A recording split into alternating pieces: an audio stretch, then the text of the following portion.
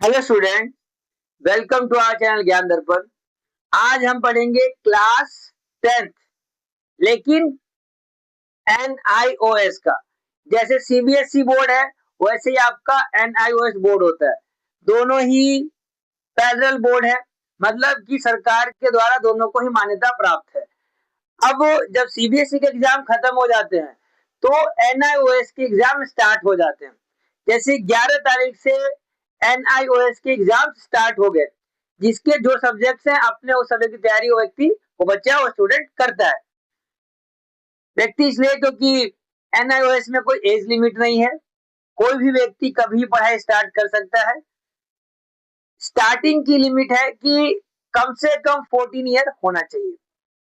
दूसरी बात बताता हूँ कि अभी जो एग्जाम स्टार्ट हो गए हैं 11 से, तो 10th क्लास का सब्जेक्ट है हिंदी। अब देखो, भारत में है और हिंदी में कम नंबर आए या हिंदी में फेल हो जाए तो थोड़ी शर्म की बात तो है। तो मैं नहीं चाहता कि किसी भी बच्चे का किसी भी सब्जेक्ट पर नंबर कम आए, लेकिन हिंदी में तो स्पेशली। तो कुछ बच्चे ऐसे जिन्होंने एडमिशन लिया था बट किसी वजह से वो नहीं पढ़ पाए, या उनको यही नहीं पता चल रहा है कि जी मैं पढ़ूं तो क्या पढ़ूं, पढ़ूं तो कहां से पढ़ूं। तो देखो बच्चे, टाइम तो बहुत कम है। मैं आपको एक पैटर्न बता रहा हूं कि इस पैटर्न से अगर आप पढ़ते हो तो आप एग्जाम में एटलीस्ट खाली नहीं बैठोगे। आप कुछ चैप्टर्स, कुछ कहानियां जो आपको बताऊंगा वो आप पढ़ के जाना, उसके क्वेश्चन से पढ़ के जाना।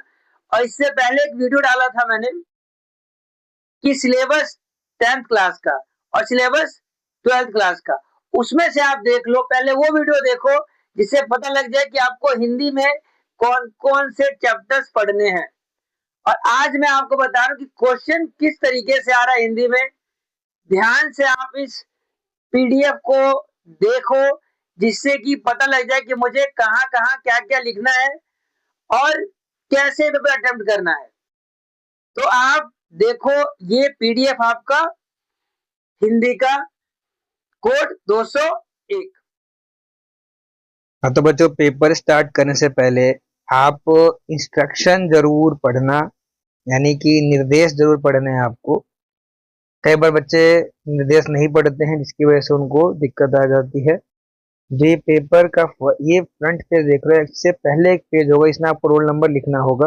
रोल नंबर वही लिखें जो आपके ID कार्ड पे होगा। फिर ये पहला निर्देश देखो, समय आपका पूरे 3 घंटे का है, तो 3 घंटे से पहले भागने की कोशिश बिल्कुल नहीं करना। आराम, पेपर सफिशिएंट टाइम है, आप आराम से करोगे, पेपर पूरा हो जाएगा। प्रश्न पत्र के दोनों खंडों में प्रश्नों की संख्या 37 है और सभी प्रश्नों का उत्तर अनिवार्य है। लेकिन ऐसा भी होगा कुछ के आंसर में बीच में अथवा लिखा होगा, तो कोई एक करना होगा आपको। सेकंड दे रखा है, प्रश्नों के लिए निर्धारित अंक उनके सामने दिए हुए हैं, लिखा हुआ है कौन से कितने नंबर का है, तो उसको उसके हिसाब से नंबर लिखना है आपको, उतने हिसाब से आपको पैराग्राफ लिखना है। थर्ड देखो, इस प्रश्न पत्र में 2 खंड है, खंड अ और खंड ब।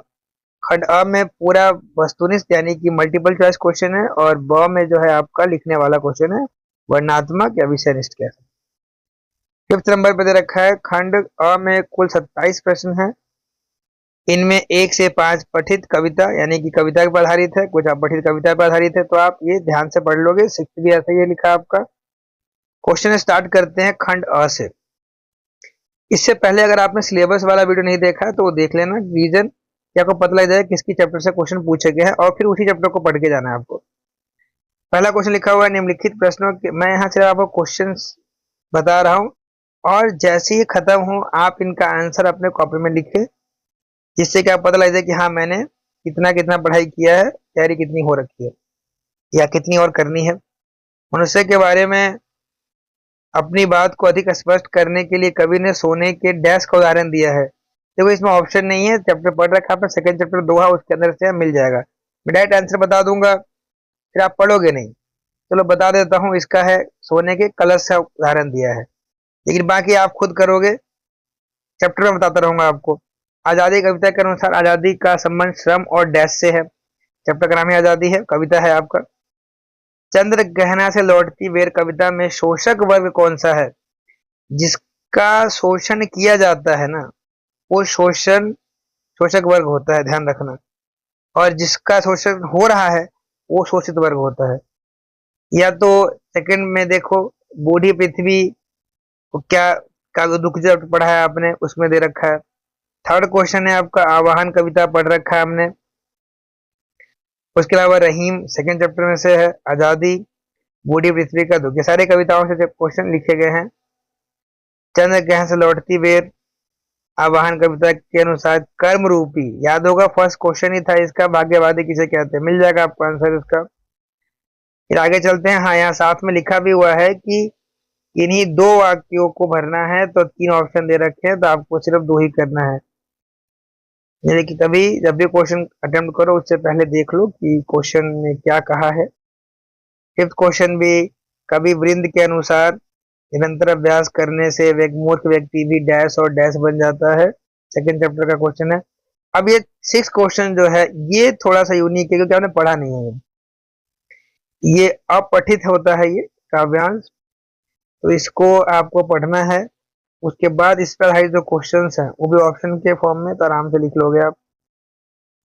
फिर आगे चल तो ऐसे ही 9th क्वेश्चन स्टार्ट हो जाता है आपका, अंधेर नगरी चैप्टर पढ़ा है।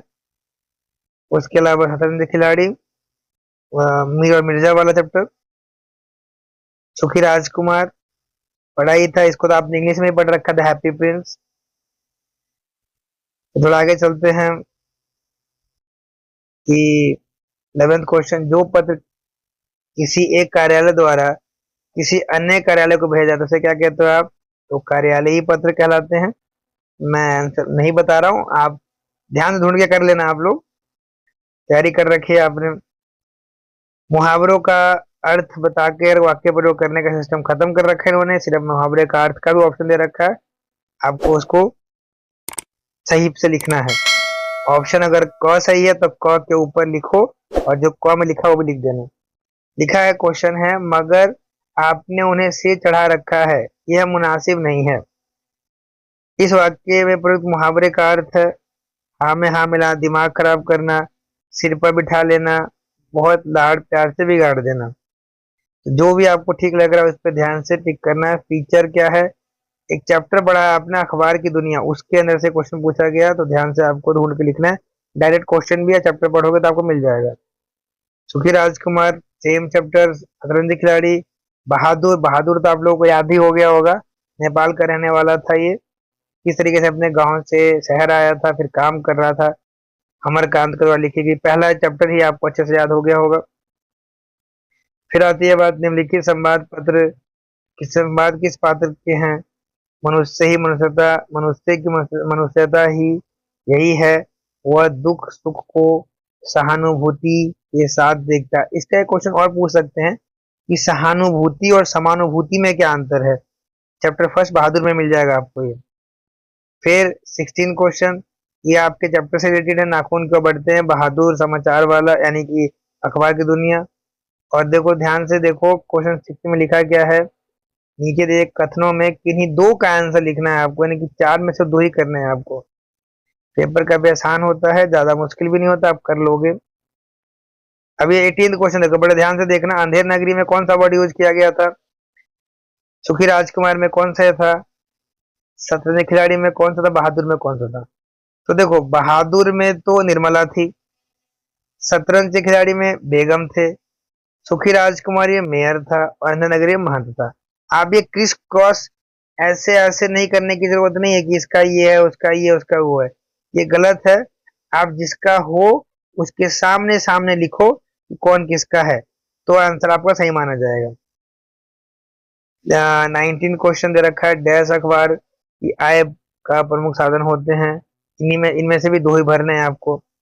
फिर 20th क्वेश्चन पे आ जाओ, ये पढ़ के आपको इसमें जो ऑप्शन है वो जो सही लगे उस पर क्लिक करना है, मतलब लिखना है वो।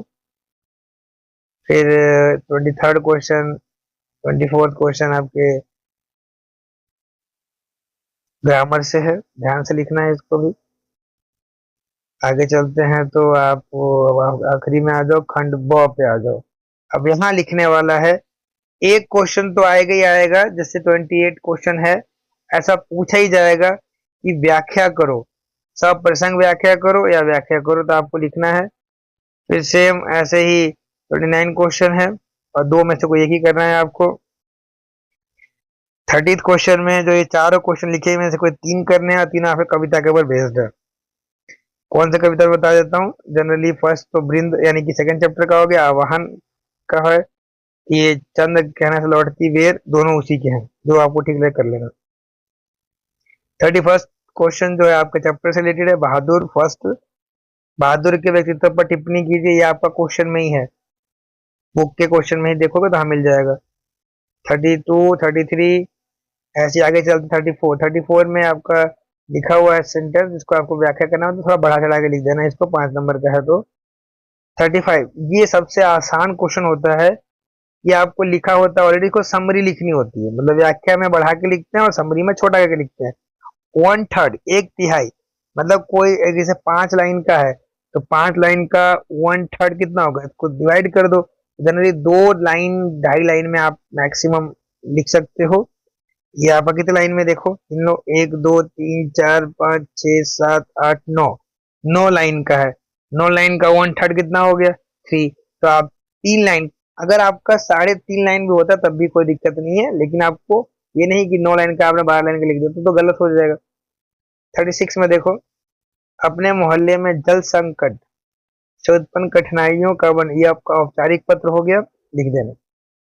या अनौपचारिक में ऑप्शन है दे रखा है, अपने मित्र को पत्र लिखो, 100 शब्दों में लिखना है, जिसमें सिनेमा देखने के दुर्व्यसन, दुर्व्यसन का मतलब होता है एक बुरा फैशन जो चल रहा है, उससे कैसे आप बच सकते हो। जनरली क्या होता है, मूवी में देखते हैं हम तो वही आके अप्लाई करते हैं, वो ऐसा बनने की कोशिश करते हैं, वो गलत होता है।